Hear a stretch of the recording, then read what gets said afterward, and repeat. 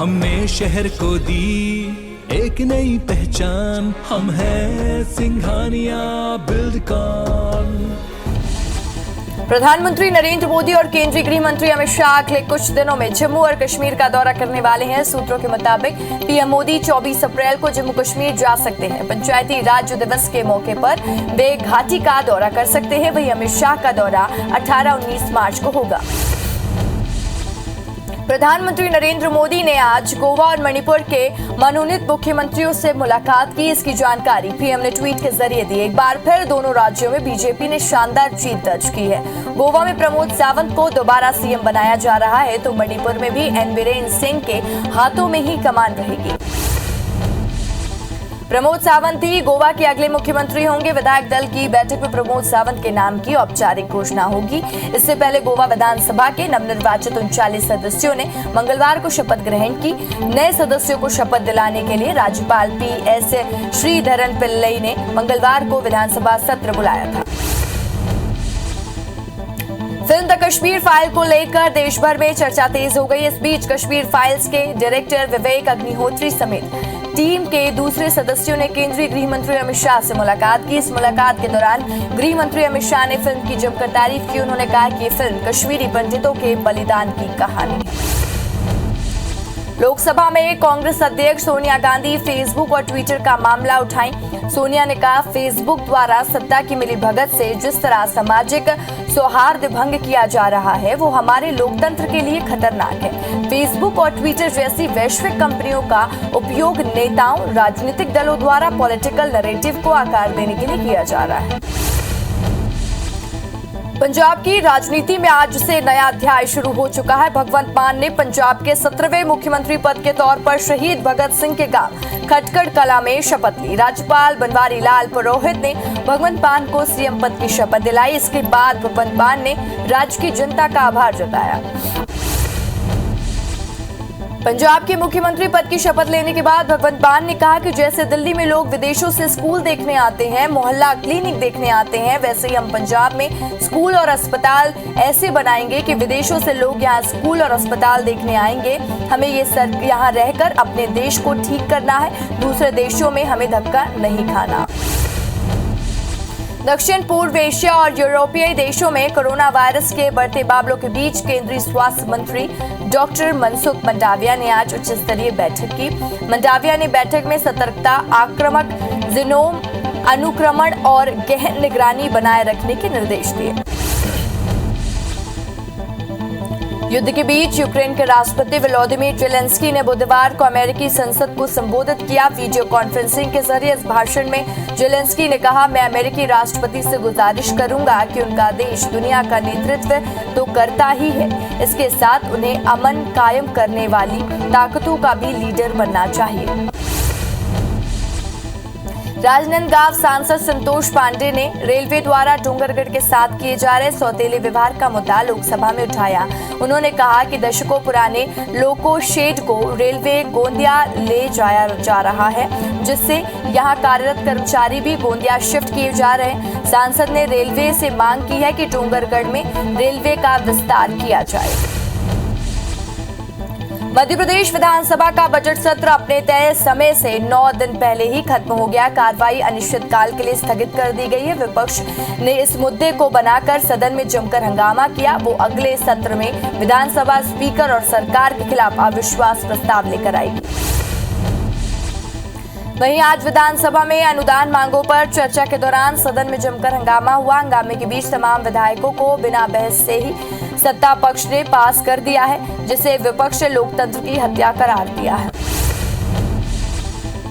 मध्य प्रदेश में cyber crime दिनों दिन बढ़ता जा रहा है। पिछले 4 साल में साइबर अपराधियों ने लोगों के खजाने में सेंध लगाकर 5,54,00,000 रुपए के साथ ही अधिक गायब कर लिया है और इस साइबर अपराधियों ने 3,000 से अधिक लोगों के बैंक अकाउंट को खाली किया है। सबसे ज्यादा साइबर अपराध साल 2021 में हुई जानकारी गृह मंत्री नरोत्तम मिश्रा ने दी। छत्तीसगढ़ विधानसभा में कार्यवाही के दौरान सीएम भूपेश बघेल ने सदन में टीएमटी की रिपोर्ट पेश की है। इस दौरान स्वामी अग्निवेश के साथ घटित घटना की भी रिपोर्ट पेश की गई है। साथ ही सीएम ने जांच के लिए गठित विशेष न्यायिक जांच आयोग का प्रतिवेदन सदन में रखा है। इंदौर नगर निगम के बजट की तैयारी शुरू हो चुकी है। इस बार राजनीतिक परिषद नहीं होने की वजह से निगम प्रशासक बजट को पेश करेंगे और बजट को लेकर प्रारंभिक तौर पर बैठकों का दौर शुरू हो चुका। बजट को पेश करने में इस बार 31 मार्च तक का वक्त लग सकता है, क्योंकि निगम के ज्यादातर अफसर इस वक्त स्वच्छता सर्वेक्षण में लगे हुए हैं। देश के 5 राज्यों में हुई हार के बाद कांग्रेस पे कला का दौर। खैरागढ़ विधानसभा उपचुनाव के लिए कांग्रेस से कई दावेदार हैं। पार्टी के सामने 22 लोगों ने चुनाव लड़ने की दावेदारी पेश की है। हालांकि प्रदेश चुनाव समिति की बैठक में उसमें से 5 नामों को शॉर्टलिस्ट किया गया है। अब इन नामों को मंथन के बाद अप्रूवल के लिए AICC के पास भेजेंगे। दिलचस्प बात यह है कि खैरागढ़ राज परिवार से 2 लोगों ने भी कांग्रेस से चुनाव लड़ने का आवेदन दिया है। मध्य प्रदेश में 2 साल पहले हुए ऑपरेशन लोटस का कांग्रेस विरोध करेगी। कांग्रेस 20 मार्च को जिलों में तिरंगा यात्रा निकालकर लोकतंत्र सम्मान दिवस मनाएगी। बता दें कि 20 मार्च 2020 को लोकतंत्र की धज्जियां उड़ाई गई थी, जिसका कांग्रेस विरोध करेगी। मुख्यमंत्री शिवराज सिंह चौहान की घोषणा के बाद राजधानी परियोजना प्रशासन यानी CPA बंद हो गया है, जिसके चलते कर्मचारी मंच के बैनर तले CPA के दैनिक वेतनभोगी और कार्य भारत कर्मचारियों ने 4 सूत्री मांगों को लेकर CPA कार्यालय पर प्रदर्शन किया और अधीक्षण यंत्री को ज्ञापन सौंपा। सरकारी कर्मचारियों की 11 सूत्री मांगों को लेकर मध्य प्रदेश कर्मचारी कांग्रेस ने प्रदेश स्तरीय आंदोलन की शुरुआत की। बुधवार को भोपाल समेत सभी जिला मुख्यालयों पर संगठन ने विरोध प्रदर्शन किया। कर्मचारी कांग्रेस के संरक्षण वीरेंद्र खोंगल ने बताया कि सरकार कर्मचारी संगठनों से बातचीत बंद करती है। इंदौर में आप पार्टी की पदाधिकारी लगातार छोटे बड़े मुद्दों को लेकर विरोध प्रदर्शन कर रहे हैं। इस कड़ी में पार्टी ने ठेला संचालकों को हॉकर जोन देने की मांग करते हुए निगम आयुक्त को ज्ञापन सौंपा है। बता दें कि नगर निगम सड़क पर ठेले लगाने वाले छोटे दुकानदारों को हटा रहे थे, जिसके कारण आप पार्टी ने प्रदर्शन किया। धमतरी के अर्जुनी थाना क्षेत्र में ग्रामीणों ने भकारा स्टेट हाईवे में चक्का जाम कर दिया। इस दौरान ग्रामीणों ने अवैध शराब की बिक्री पर रोक लगाने की मांग की है। ग्रामीणों ने बताया कि एक व्यक्ति जमकर अवैध शराब बेच रहा है, लेकिन उस पर कोई कार्रवाई नहीं की जा रही है। वहीं मौके पर मौजूद पुलिस ने अवैध शराब की बिक्री पर कार्रवाई का आश्वासन दिया। पखांजूर के प्राथमिक शाला में अतिथि शिक्षक की नियुक्ति को लेकर विवाद शुरू हो गया। इस दौरान सैकड़ों ग्रामीणों ने प्राथमिक शाला का घेराव किया। साथ ही ग्रामीणों ने अतिथि शिक्षक की नियुक्ति गलत बताते हुए स्थानीय लोगों को मौका देने की बात कही। अंबिकापुर के महामाया पहाड़ पर अतिक्रमण का मुद्दा गर्माता ही जा रहा है। अतिक्रमणकारियों ने अब जिला प्रशासन के पट्टे की मांग शुरू कर दी है और अंबिकापुर शहर से लगे आसपास के ग्रामीणों ने रैली निकालकर पट्टे की मांग की। लोगों ने पार्षद आलोक दुबे के खिलाफ जन आक्रोश रैली निकालकर कलेक्टर को ज्ञापन सौंपा। बलरामपुर जिले की ग्राम पंचायत कोटा गहना में सल्फर खनिज का भंडार मिला है और भारत सरकार के निर्देश पर सर्वे और खनन कार्य भी शुरू हो गया है। दूसरी ओर सल्फर के भंडार होने पर ग्रामीणों को विस्थापन का डर सताने लगा है। ग्रामीणों ने कलेक्टर से इस कार्य को बंद कराने की मांग की है। फरवरी में जब मध्य प्रदेश सरकार ने दावा किया कि 39 लाख किसानों के खाते में फसल बीमा का बटन दबाते ही 7600 करोड़ ट्रांसफर हो गए, लेकिन किसानों का आरोप है कि 1 महीने बाद भी उनके खाते में एक भी पैसा नहीं आया है। यही हालात भिंड के हैं, जहां दल क्लेम के रूप में 1 करोड़ 17 लाख की राशि भेजने का दावा किया गया, लेकिन एक भी पैसा किसानों के खाते में नहीं पहुंचा। सरगुजा जिले में परीक्षा के दौरान सामूहिक नकल का मामला थमने का नाम नहीं ले रहा है। लखनपुर के निजी स्कूल के बाद सीतापुर के Indira Gandhi memorial high secondary school में भी ऐसा ही मामला सामने आया, जिसके बाद जिला शिक्षा अधिकारी ने स्कूल को नोटिस भेजा है, साथ ही कार्रवाई करने की मांग की। छत्तीसगढ़ में शराब पर लगाए गए 10% कोरोना टैक्स की राशि के उपयोग के मुद्दे पर पूर्व मंत्री अजय चंद्राकर ने जनहित याचिका दायर की है। याचिका में कहा गया है कि शराब में लगाए गए कोरोना टैक्स से करोड़ों रुपए जमा हुए हैं, लेकिन राशि का उपयोग किस तरह से किया जा रहा है ये साफ नहीं है, जबकि टैक्स अब तक लगातार लिया जा रहा है। जबलपुर में नकली रेमडेसिविर कांड में आरोपी सिटी हॉस्पिटल प्रबंधन की एक और करतूत सामने आई है। हॉस्पिटल में आयुष्मान भारत योजना के हितग्राहियों के इलाज में अनियमितताएं की जा रही थी। मामले पर आयुष्मान भारत विभाग के भोपाल कार्यालय ने कड़ी कार्रवाई की है। साथ ही सिटी हॉस्पिटल में आयुष्मान कार्डधारियों के इलाज पर रोक लगा दी है। पेंड्रा जिले में भी आज से 12 से 14 साल के बच्चों का टीकाकरण शुरू हो गया। जिला चिकित्सालय में बच्चों का टीकाकरण किया जा रहा है, जिसकी दूसरी डोज 28 दिन बाद लगेगी। टीकाकरण के लिए जिला अस्पताल में स्वास्थ्य विभाग की ओर से सभी तैयारियां की गई। राजनांदगांव जिले में 12 से 14 साल के बच्चों को कोरोना से बचाने के लिए टीका लगाया जा रहा है। जिले में लगभग 65,000 बच्चों को टीका लगाने का लक्ष्य रखा गया है। वहीं कलेक्टर ने कहा कि टीकाकरण शुरू होने से बच्चों में टीका लगवाने को लेकर उत्साह भी देखा जा रहा है। सूरजपुर में बुधवार से 12 साल उम्र से लेकर 14 साल के बच्चों का कोविड टीकाकरण शुरू कर दिया गया है, जिसको लेकर सूरजपुर कलेक्टर ने पात्र बच्चों के पालकों से कोविड टीकाकरण के लिए अपील की है।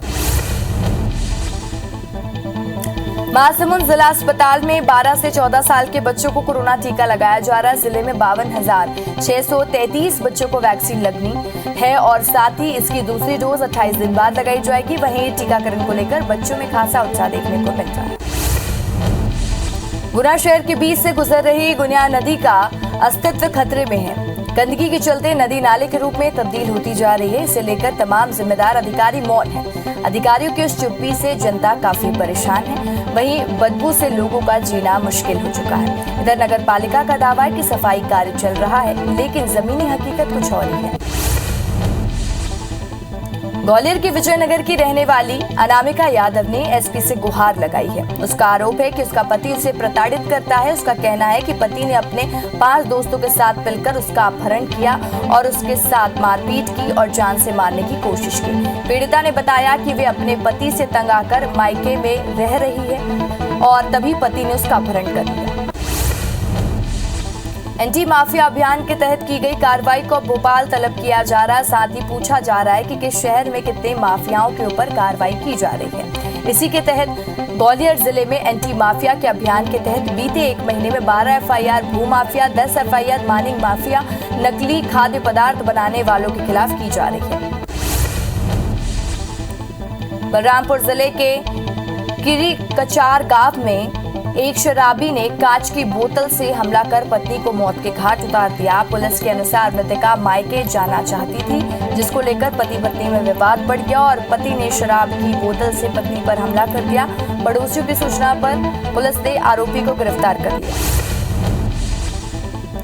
कटनी के एनकेजी थाना इलाके में खरहनी में एक महिला ने खुदकुशी कर ली। मृतक के मायके वालों ने ससुराल वालों पर दहेज के लिए प्रताड़ित कर बेटी से मारपीट करने का आरोप लगाया और मृतक के पति समेत सास, ससुर, जेठ, जेठानी सभी पर कार्रवाई की मांग की है। मामले पर पुलिस मार्ग कायम कर जांच में जुट गई। सिंगरौली के ट्रेलर की चपेट में आने से निगम कर्मचारी की मौत हो गई। बताया जा रहा है कि कर्मचारी नगर निगम के पास ही रोड पार कर रहा था, तभी एक अनियंत्रित ट्रेलर ने टक्कर मार दी, जिससे मौके पर ही उसकी मौत हो गई। इसकी सूचना मिलते ही निगम कर्मचारी और पुलिस भी घटनास्थल पर पहुंची। सरगुजा में सीतापुर थाना क्षेत्र में तेज रफ्तार ट्रक चालक ने एक युवक को कुचल दिया, जिससे उसकी मौके पर ही मौत हो गई। दर्दनाक मौत हो गई।